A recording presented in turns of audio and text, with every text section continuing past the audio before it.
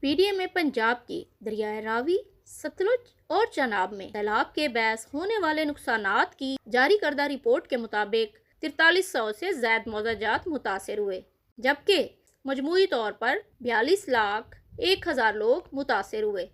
Relief commissioner Punjab نبیل جاوید نے کہا کہ سیلاب میں پھنس جانے والے 21,63,000 لوگوں کو محفوظ مقامات پر منتقل کیا گیا ہے اور شدید سیلاب سے متاثرہ اضلاع میں 417 ریلیف کیمپس قائم کیے گئے ہیں۔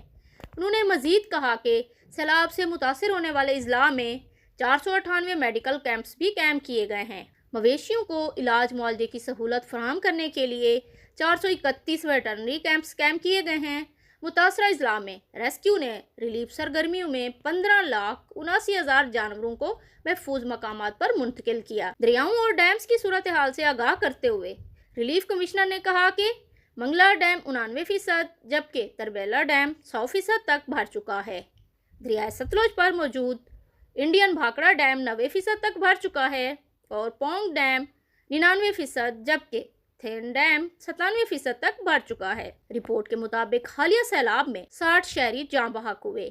ریلیف کمشنر کا کہنا تھا کہ وزیر اعلیٰ پنجاب کی ہدایت کے پیش نظر شہریوں کے نقصانات کا ازالہ کیا جائے گا۔